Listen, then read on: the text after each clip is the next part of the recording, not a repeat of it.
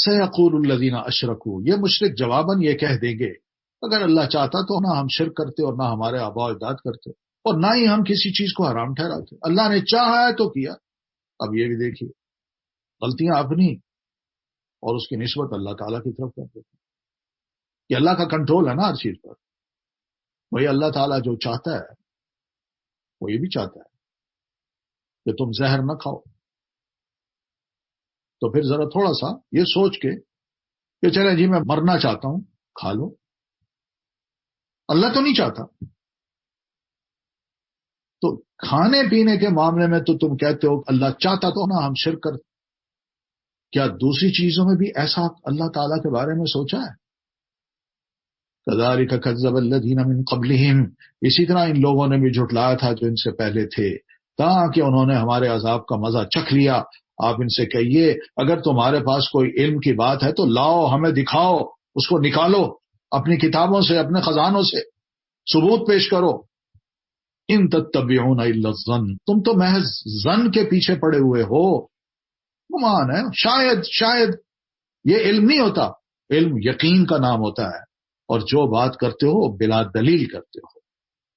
قل فللہ الحجۃ البالغہ، تمہارے اس ظن و گمان کے مقابلے میں، بلا دلیل بات کے مقابلے میں آپ ان سے کہیے اللہ کی حجت کامل ہے، تمہارے قیاسات ہیں، اللہ تعالیٰ کی یہ نص ہے اور اللہ ہی نازل کر رہا ہے وحی کے ذریعے، لہذا اللہ کی یہ نصوص یہ بڑی زبردست حجت ہیں تمہارے قیاسوں کے مقابلے میں۔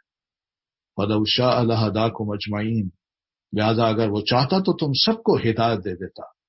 قُلْ هَلُمَّ شُهَدَاءَكُمُ الَّذِينَ يَشْهَدُونَ، آپ ان سے کہیے اپنے وہ گواہ تو لاؤ جو یہ گواہی دیں کہ اللہ نے فی الواقع ان چیزوں کو حرام کیا ہے، کوئی لاؤ تو صحیح نا، کوئی کتاب ہو، کوئی نبی ہو، کوئی دلیل ہو تمہارے پاس۔ پھر اگر وہ گواہی دے بھی دیں تو اپنے آپ کو ثابت کرنے کے لیے تو وہ جھوٹ بولنا شروع کر دیں گے، تو آپ ان کے ساتھ گواہی نہ دینا، کیونکہ ہم وہی کے ذریعے آپ کو بتا رہے ہیں۔ قل صدق اللہ وَإِنَّا لَصَادِقُونَ، تو نہ ہی ان لوگوں کی خواہشات کے پیچھے لگنا جو ہماری آیات کو جھٹلاتے ہیں اور جو آخرت پر یقین نہیں رکھتے اور دوسروں کو اپنے پروردگار کا ہمسر بناتے ہیں، ان کے پیچھے نہیں لگنا۔ یہ سب مسلمانوں کو تاکید ہے، نبی کو یہ کہا گیا تو ہمیں بھی کہا گیا۔ قل تعالوا، آپ ان سے کہیے آؤ میں تمہیں پڑھ کر سناؤں کہ تمہارے پروردگار نے تم پر کیا کچھ حرام کیا ہے، اور وہ یہ باتیں ہیں۔ پہلی بات کہ اس کے ساتھ کسی کو شریک نہ بناؤ، اور والدین کے ساتھ اچھا سلوک کرو، بد سلوکی حرام ہے، اور یہ کہ مفلسی کے ڈر سے اپنی اولاد کو قتل نہ کرو کہ میرے پاس تو کچھ نہیں، میں اس کو کہاں کھلاؤں گا، لہذا مجھے بچے نہیں چاہیے، یہ قتل اولاد ہے۔ وجہ کیا ہے؟ نحن نرزقکم وإیاہم، تم ڈرتے ہو کہ ان کو کون کھلایا تھا، ہم ہی ہیں جو تمہیں رزق دے رہے ہیں، اور ہم ہی ہیں جو آنے والوں کو بھی ہم رزق دیں گے۔ وَلَا تَقْرَبُوا الْفَوَاحِشَ مَا ظَهَرَ مِنْهَا وَمَا بَطَنَ، اور ایک بات یہ بھی کہ بے حیائی کی باتوں کے قریب بھی نہ جاؤ، خواہ یہ کھلی ہوں یا چھپی ہوں۔ وَلَا تَقْتُلُوا النَّفْسَ الَّتِي حَرَّمَ اللَّهُ إِلَّا بِالْحَقِّ، اور یہ بھی کہ جس جان کے مارنے کو اللہ نے حرام کیا ہے اسے قتل نہ کرو، الا یہ کہ حق کے ساتھ ہو، اس نے کسی کو قتل کیا ہو تب اس کے بدلے میں اس کو قتل کیا جائے، اس نے شادی شدہ ہو کے زنا کیا ہو تب اس کو جا کے رجم کیا جائے، وہ خدا نخواستہ دین چھوڑ کے غدار بن گیا ہو تو اس غدار کو بھی قتل کرنا ہے۔ یہ وہ باتیں ہیں جن کا اللہ نے تمہیں تاکیداً حکم دیا ہے، شاید کہ تم عقل سے کام لو۔ اور یہ باتیں قرآن مجید کہہ تو رہا ہے، مگر یہ حقیقت ہے، اہل کتاب کے ہاں بھی یہی ہے۔ تو پتہ چلا کہ حلال اور حرام کے بارے میں مسلمان کا جاننا، اس کا علم ہونا مسلمان کے لیے بڑا ضروری ہے۔ قرآن و سنت سے اس کی وضاحت ہوتی ہے کہ حلال کیا ہے، حرام کیا ہے، لوگوں کی باتوں میں نہیں آنا کہ جی قرآن میں جو کچھ حلال ہوگا وہ مان لیں گے اور جو کوئی حرام پائیں گے تو وہی مان لیں گے، لیکن اس کے علاوہ ہم کسی شے کو حرام بھی نہیں سمجھیں گے، حلال بھی نہیں سمجھیں گے۔ وَلَا تَقْرَبُوا مَالَ الْيَتِيمِ، اور ہاں یہ بھی کہا ہو، یہ بات بھی اللہ نے حکم دیا اور مجھے کہا وحی کے ذریعے کہ یتیم کے مال کے قریب بھی نہ جاؤ مگر ایسے طریقے سے جو اس کے حق میں بہتر ہو، تاکہ وہ عقل کی پختگی کو پہنچ جائے، پھر اس کو اس کا مال دے دو۔ اور یہ بھی کہ ناپ اور تول انصاف کے ساتھ پورا پورا دو. ہم کسی کو اس کے مقدور سے زیادہ تکلیف نہیں دیتے. یہ بھی حقیقت ہے. شریعت ایسی نہیں ہے کہ ہماری ہمت نہ ہو اور شریعت کا یہ کام بھی تم کرو، کر کے دکھاؤ. جیسے سزا کے طور پر بچپن میں اسکول میں استاد کہتا تھا ڈنڈ نکالو، تو بچے کتنا نکال لیتے تھے، لیکن وہ کہتا ذرا اور کرو 10، اور 10 کے بعد کہتا 5 اور نکال لیا. اب دیکھا اس کی سانس اکھڑ رہی، کہتا 5 اور. پھر وہ لڑکا رونے لگ جاتا، کہتا جی معاف کر دیں، میں آئندہ نہیں کروں گا. تو شریعت کا یہ کام نہیں ہے. شریعت یہ چاہتی ہے کہ جتنی ہمت تم میں ہے، ہم نے احکام بھی اتنے دیے ہیں، اتنی تکلیف دی ہے. وَإِذَا قُلْتُمْ فَعْدِلُوا، اور یہ کہ جب تم کچھ کہو تو انصاف کی بات کہو، مت دیکھو یہ اپنا ہے وہ غیر ہے. وَلَوْ كَانَ ذَا قُرْبَىٰ، خواہ وہ بات کی تمہارے کسی قریبی سے تعلق رکھتی ہو. وَبِعَهْدِ اللَّهِ أَوْفُوا ذَٰلِكُمْ وَصَّاكُمْ بِهِ لَعَلَّكُمْ تَذَكَّرُونَ، اور یہ بھی کہ اللہ کے عہد کو پورا کرو. وہ کیا ہے؟ اشہد ان لا الہ الا اللہ واشہد ان محمد رسول اللہ. یہ عہد ہے کہ اللہ میں مسلمان ہو گیا ہوں، اب اسی کلمے کے نیچے اپنی زندگی گزاروں گا، اسی کے سائے میں جیوں گا. ذالکم وصاکم بہ، یہ باتیں ہیں جن کا اللہ نے تمہیں تاکیداً حکم دیا ہے شاید کہ تم نصیحت قبول کرو. وان ھذا صراطی مستقیما، اور بلا شبہ یہی میری سیدھی راہ ہے، لہذا اسی پر چلتے جاؤ اور دوسری راہوں پر مت چلو. اللہ کے رسول کی راہ چھوڑی وہ دوسری راہیں بن جاتی ہیں، اور جو اللہ کے رسول کی راہ کو چھوڑتا ہے تو پھر دوسری راہوں کی وہ پیروکار بن جاتا ہے. اور ایسا نتیجہ کیا ہوگا؟ فتفرق بکم عن سبیلہ، ورنہ یہ راہیں تمہیں اللہ کی راہ سے ہٹا کر جدا جدا کر دیں گی. جب اللہ کے رسول کی نہیں مانی تو بندہ دوسرے کی کہاں مانے گا؟ وہ تو پھر اپنی راہ بنائے گا نا. ایک اپنی بنائے گا، دوسرا کہے گا اچھا یہ بنا سکتے تو میں بھی بناؤں، اور دوسرا کہے گا میں بھی بناؤں. تو اس طرح کیا ہوگا؟ ہر ایک کی راہ اپنی اپنی بن جائے گی، جدا جدا ہو جائیں گے، ہٹ جائیں گے ایک دوسرے سے. ذالکم وصاکم بہ لعلکم تتقون، یہ دین ہی ہے جو تمہیں جوڑے گا، یہی رسول کی راہ ہے جو تمہیں جوڑ کے رکھے گی. اللہ نے تمہیں انہی باتوں کا حکم دیا ہے شاید کہ تم کجروی سے بچ جاؤ. ثم آتینا موسیٰ الکتاب، پھر ہم نے موسیٰ علیہ السلام کو ایسی کتاب دی جو نیک روش اختیار کرنے والوں کے لیے مکمل تھی، اور اس میں ہر ضروری بات کی تفصیل بھی تھی. اور یہ کتاب قرآن مجید، اور وہی کتاب جو تورات ہے، اور یہ کتاب ہدایت اور رحمت بھی تھی، اور اس لیے دی تھی کہ شاید وہ لوگ اپنے پروردگار سے ملاقات پر ایمان لائیں. مکمل ایک کتاب تھی جو بنو اسرائیل کے حالات اور اس زمانے کے جتنے بھی ریکوائرمنٹس ہوتی تھی شرعی، وہ پورا کرنے والی تھی. وَهَٰذَا کتاب، اور اب یہ قرآن کتاب ایسی ہے جو ہم نے نازل کی ہے، مبارک، بڑی بابرکت ہے، لہذا اس کی پیروی کرو اور اللہ سے ڈرتے رہو شاید کہ تم پر رحم کیا جائے. تورات بھی اللہ کی کتاب تھی، یہ کتاب بھی اللہ کی، وہ بھی اللہ نے نازل کی تھی، اب یہ اللہ نے نازل کی. بس فرق یہ ہے کہ وہ بنو اسرائیل کی ضرورت کو پورا کرتی تھی، اور یہ کتاب قیامت تک آنے والے انسانوں کی ضرورت کو پورا کرنے والی، اور بڑی بابرکت ہے. تو قرآن میں ہر خیر کی تعلیم ہے اور ہر شر سے بچنے کی تعلیم ہے. قرآن کی بدولت گھروں میں برکتیں نازل ہوتی ہیں. یاد رکھیے اللہ تعالیٰ اس گھر میں کشادگی پیدا کر دیتا ہے، اس میں فرشتے نازل ہوتے ہیں.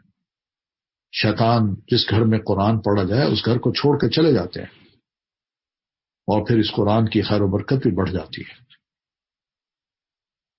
مگر جو قرآن نہیں پڑھتے تو نہ پڑھنے کی وجہ سے گھر جو ہے وہ اپنے رہنے والوں کے لیے بھی تنگ ہو جاتا ہے. فرشتے بھی اس کو چھوڑ جاتے ہیں، شیاطین اس میں بسیرا کرتے ہیں، اور خیر و برکت بھی کم ہو جاتی ہے. ان تقولوا، یہ کتاب اس لیے بھی نازل کی ہے کہ تم یہ نہ کہہ سکو کہ کتاب تو ہم سے پہلے کے 2 گروہوں یہود و نصارہ پر نازل کی گئی تھی اور ہم تو ان کے پڑھنے پڑھانے سے بے خبر رہے. ہمارے پاس بھی اگر کوئی ہوتی تو ہمیں پتا ہوتا کہ دین کیا ہے، زندگی کیسے گزارنی ہے، حلال حرام کیا ہے، راستہ کون سا اپنانا ہے، اور پھر مر کے اللہ کے حضور پیش ہونا ہے. تو نیکیوں کے کم از کم ہمارے پاس کچھ تو اعمال ہوں. ہم تو بالکل ہی بے خبر تھے. کل کو یہ نہ کہنا اس لیے کتاب دی ہے. او تقولوا، یا یہ کہنے لگو کہ اگر کتاب ہم پر اتاری جاتی تو ہم یقیناً ان سے، پہلے کتاب سے زیادہ ہدایت یافتہ ہوتے. تو اب لو تمہارے پاس تمہارے پروردگار کی طرف سے ایک واضح دلیل، ہدایت اور رحمت آ چکی ہے. تو پھر اس شخص سے بڑھ کر کون ظالم ہوگا جو اللہ تعالیٰ کی آیات کو جھٹلائے اور ان سے کنی کترائے. اور جو لوگ ہماری آیات سے کنی کتراتے ہیں انہیں ہم ان کے اس عمل کی بہت بری سزا دیں گے. هل ينظرون الا ان تأتيهم الملائکۃ او یأتی ربک، کیا یہ اس بات کا انتظار کر رہے ہیں کہ ان کے پاس فرشتے آئیں؟ یعنی اللہ کا فرشتہ جب نازل ہو تو وہ کیا کرتے ہیں؟ وہ تو بستیوں کو اٹھاتے ہیں، الٹا دیتے ہیں. وہ آتے ہیں، چیخ مارتے ہیں، سب مر جاتے ہیں. وہ آتے ہیں، زمین کو ہلا دیتے ہیں اور سب کچھ ان کے اوپر گر کے قبر بن جاتا ہے. یا خود آپ کا پروردگار آئے، یا چاہتے ہیں اتنے دلائل دیے ہیں، رسول بھیجا ہے، کتاب بھیجے، سمجھا رہے ہیں، عمل کر کے رسول دکھا رہا ہے، اور رسول دن بدن آگے بڑھتا جا رہا ہے، تم مخالفت میں دن بدن آگے بڑھتے جا رہے. یا اس کی کوئی نشانی آئے تمہارے پاس، یعنی کوئی معجزہ پیش کرے جو تم مطالبہ کرتے ہو. اور یہ یاد رکھو، جس دن کوئی ایسا معجزہ آ گیا تو اس وقت تم کہو کہ ہم ایمان لاتے ہیں، تو ایسے وقت میں کسی کا ایمان لانا اسے کچھ فائدہ نہ دے گا جو اس سے پیشتر ابھی تک ایمان نہ لایا تھا.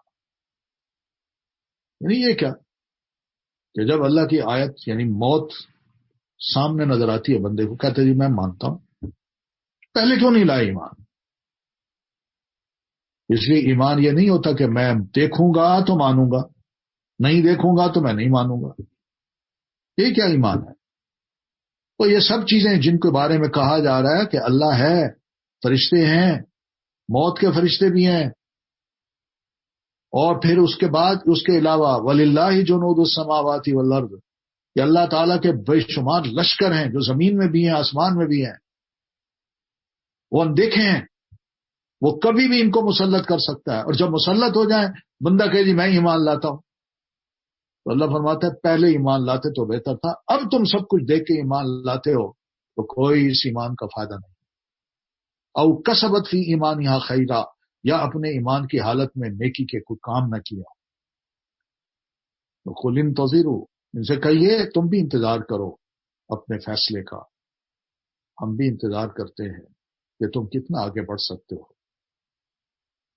تو موت آنے سے پہلے پہلے نیک عمل کرنا یہ بڑا ضروری ہے. اس پہ اللہ نے بڑا ابھارا ہے.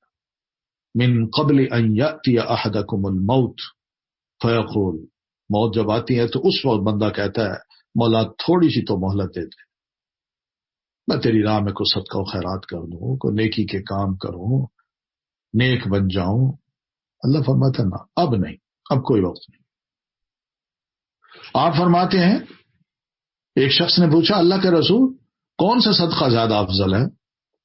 آپ نے فرمایا ان تصدق وانت صحیح حریص، کہ تم اس وقت صدقہ کرو جب تم صحت مند ہو، مالدار ہونے کی توقع رکھتے ہو اور فقر سے ڈرتے ہو. اصل تو وقت وہ ہوتا ہے. ولا تمہل، اور اتنی دیر مت لگاؤ کہ جب جان حلق تک آ جائے تو کہنے لگے کہ فلاں کو اتنا دے دو اور فلاں کو اتنا دے دو. حالانکہ اگر تم نہ بھی کہو وہ تو فلاں فلاں کا ہو گیا، تم تو جا رہے ہو. تو بہرحال نیک اعمال زندگی میں ہی انسان کر لے تو اللہ تعالیٰ ان اعمال کو سبب بنا سکتا ہے جنت میں داخلے کا، بصورت دیگر نہیں. ان الذین فرقوا دینہم، جن لوگوں نے اپنے دین میں تفرقہ ڈالا. دین کون سا ہے؟ اسلام، یہی دین ہے نا، بہت سے دین تو نہیں ہے. ان الدین عند اللہ الاسلام، اور دینہم کا مطلب اپنا دین جس کو میں مانتا ہوں. اپنے ہی دین میں انہوں نے تفرقے کر ڈالے، مختلف گروہ بن گئے. وکانوا شیعا، اور کئی فرقے بن گئے. سوچئے یہ آیت ہے مجھے بھی کہہ رہی ہے، آپ کو بھی کہہ رہی ہے، اور دیندار لوگوں کو بھی کہہ رہی ہے. کون سی ایسی چیز ہے جس نے آیت کی اس محبت کو ہمارے دل میں نہیں ڈالا، مگر ان کی غلط تعویلوں کو اور غلط تعبیرات جو ہیں، مختلف قسم کے فرقے اور تفرقہ بازی، اس کی محبت کو ہمارے دل میں ڈال دیا. یہ قرآن فہمی ہے، یہ دین اسلام کی محبت. یہ اللہ تعالیٰ نے سب کو کہا، پچھلوں نے بھی یہ حرکتیں کی تھیں، اور اب یہ ہمارے لیے بھی ہے کہ جن لوگوں نے اپنے دین کو یعنی دین اسلام کو اس میں تفرقہ ڈالا، وَكَانُوا شِيَعًا، شیعہ کی جمع ہے شیعہ، شیعہ کہتے ہیں گروہ کو، اور الگ الگ کئی گروہ بن گئے. آج تو یہ کہتے ہیں جی کسی گروہ میں شامل ہو جائیے آپ ہدایت پر ہوں گے. یہاں دیکھیے اللہ فرماتے ہیں لست منہم فی شیء، اللہ کے رسول ان سے آپ کا کچھ سروکار نہیں ہونا چاہیے، کسی قسم کا کوئی تعلق نہیں کہ یہ مجھے پسند نہیں ہے. اللہ نے ایک دین دیا، ہم ٹکڑے ٹکڑے ہو کے کیا ہم کہہ سکتے ہیں کہ ہم اس دین کے رکھوالے ہیں؟ دین کے دشمن تو کوئی اور ہوں گے، سب سے پہلے تو ہم بن رہے ہیں. اس لیے انما امرهم الی اللہ، یہ مانیں گے نہیں، کوئی نہ کوئی تعویل کریں گے. اور جی اپنے آپ کو نمایاں کرنے کے لیے کچھ نہ کچھ نام تو رکھنا پڑتا ہے تو سارے ہی مسلمان، سب کہتے ہیں ہم مسلمان ہیں، مگر اپنے آپ کو کوئی نمایاں تو کریں ہم کون سے مسلمان ہیں. اور یہی تو چیز ہے جو غیر بھی کہتا ہے. وہ دیکھیے کس طرح بات کرتا ہے، جب مسلمان بیٹھتے ہیں تو کہتے ہیں اچھا یہ بتائیے کہ آپ سنی ہیں یا شیعہ ہیں. بات ہو گئی نا. وہ جانتا ہے اس کمزوری کو، اور وہ جانتا ہے کہ یہ چمٹا ہوا ہے اپنی فرقہ واریت میں. اس لیے اس کو میں بات ایسی کروں تاکہ یہ اپنی حمایت کرے اور اپنوں ہی کے خلاف بولے، اور دوسرا خوش ہو جاتا ہے. لیجئے جی یہ دین ہے، یہ اسلام ہے جو مسلمان ہمارے سامنے پیش کرتے ہیں. خود اکٹھے ہوتے نہیں اور ہمیں کہتے ہیں جی دین بڑا خوبصورت ہے. تو اس لیے انما امرهم الی اللہ، ان کا معاملہ اللہ کے سپرد ہے، چھوڑ دیں ان کو. ثم ينبئهم بما كانوا يفعلون، پھر وہ خود ہی نے بتلا دے گا کہ وہ کن کن کاموں میں لگے ہوئے تھے. یہ بہت بڑی تنبیہ ہے جو اللہ تعالیٰ نے ہم مسلمانوں کو کی ہے. ایسے کاموں میں مبتلا نہیں ہونا چاہیے جو ہم نے شریعت میں گھڑ لیے ہیں، نام رکھ لیے ہیں فرقہ واریت کے، اور ہم اپنے آپ کو حق پر سمجھتے ہیں اور دوسرے کو ناحق سمجھتے ہیں، گمراہ سمجھتے ہیں، اور پھر دوسرے کے بارے میں عقل میں شکوک و شبہات بھی پیدا کر دیتے ہیں. اسلام عجیب و غریب سے چیز بن جاتا ہے، اور جو سمجھدار لوگ ہیں وہ کہتے ہیں بھائی ان سے پرے رہو، حتیٰ کہ اس دین سے بھی پرے رہو. کس کا نقصان ہو رہا ہے؟ آج جتنی اپنی فرقہ واریت کی دعوت و تبلیغ ہو رہی ہے اور اپنوں کو توڑنے کی، اپنوں کو متنفر کرنے کی، اتنی کسی غیر مسلم کو مسلمان بنانے کی تڑپ ہمارے اندر نہیں رہی. ہم نے کبھی نہیں سوچا کہ غیر مسلم خدا نخواستہ اگر اسی حالت میں فوت ہو گیا اور اس پر اسلام کی دعوت نہ پہنچی، اور دین کی وہ دعوت جس طرح میں اپنی فرقہ واریت اور باہمی لڑائی سے دنیا کو پیش کر رہا ہوں، تو ان دونوں میں کون سے لوگ ہوں گے جو میرے خلاف کل کو حجت بن جائیں گے، اپنے بھی اور غیر بھی. وہ بھی کہیں گے اللہ دین ان کے پاس تھا مگر انہوں نے جس بھدے طریقے سے ہمیں دین پیش کیا، ہمارا تو دل ہی نہیں کرتا تھا کہ ہم اس دین کے قریب جائیں. اس لیے ایسی چیزوں سے بچنا ہے، فرقہ واریت سے بچنا ہے.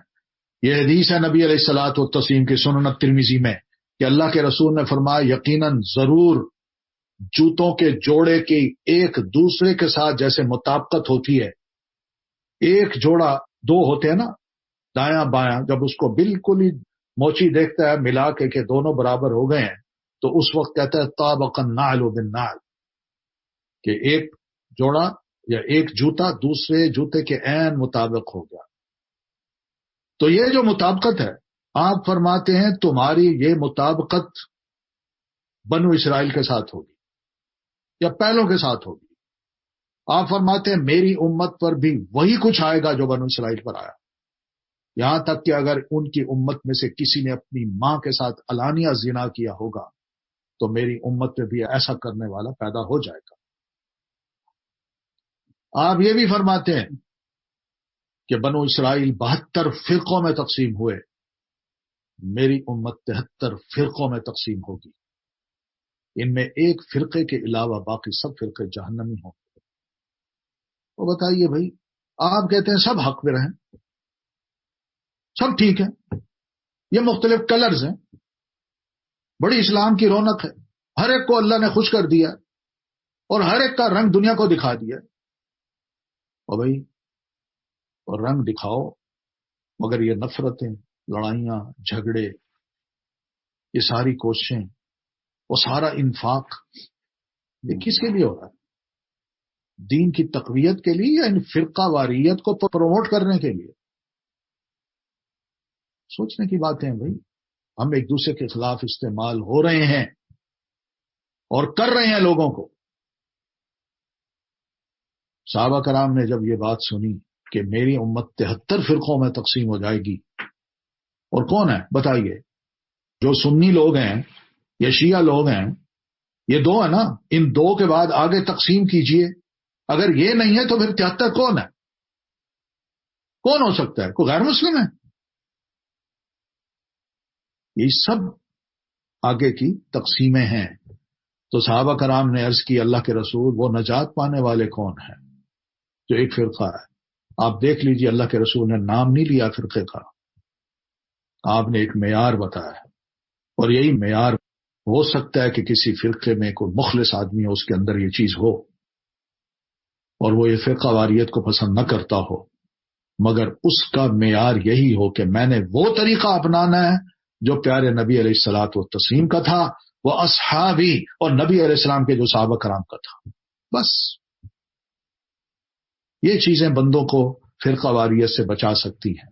آج ناموں کی کوئی قربانی نہیں دیتا، کہتا میں حق پر ہوں، میرا نام زیادہ صحیح ہے، میرا فرقہ بڑا اچھا خوبصورت نام رکھتا ہے. کریے، اللہ کی بات بھی سن لیجئے. من جاء بالحسنۃ، جو کوئی اللہ کے ہاں کوئی نیکی لے کر آئے گا. نیکی کیا ہوتی ہے؟ حسنہ کیا ہے؟ وہ کام جو اللہ اور اس کے رسول نے بتایا اور عین اسی مطابق کیا جائے، اور پھر یہ صرف اور صرف اللہ کے لیے ہو، کسی اور کے لیے نہ ہو، وہ نیکی ہے. ہم اپنی نیکیوں کو بھی دیکھیں. فَلَهُ عَشْرُ أَمْثَالِهَا، تو اسے اس نیکی کا 10 گنا ثواب ملے گا. اور جو کوئی برائی لے کر آئے گا اسے اتنی ہی، ایک ہی برائی کی سزا دی جائے گی جتنی اس نے برائی کی تھی، اور ان پر ظلم نہیں کیا جائے گا. نیکی سے اللہ خوش ہوتا ہے. یہ قربانی کا نام ہے بھائی. یہ اللہ کا بندوں پر بڑا احسان ہے کہ وہ ایک نیکی پر 10 کیا 700 گنا تک دے دے. لیکن برائی جب کرتا ہے تو صرف ایک برائی لکھی جاتی ہے. قل اننی ہدانی ربی، آپ ان سے کہہ دیجئے کہ میرے پروردگار نے مجھے سیدھی راہ دکھا دی ہے. یہی وہ مستحکم دین ہے جو ابراہیم حنیف کا طریق زندگی تھا، اور سیدنا ابراہیم علیہ السلام مشرکوں میں سے نہیں تھے. یہ شرک ہوتا ہے کہ مختلف فرقے بن جائیں، کیونکہ ابراہیم علیہ السلام کا ایک راستہ تھا، باقی دوسرے راستے تھے، اور جو دوسرے راستے تھے ان کو اللہ نے فرمایا یہ سب مشرکوں کے تھے، مگر ابراہیم مشرک نہیں تھے.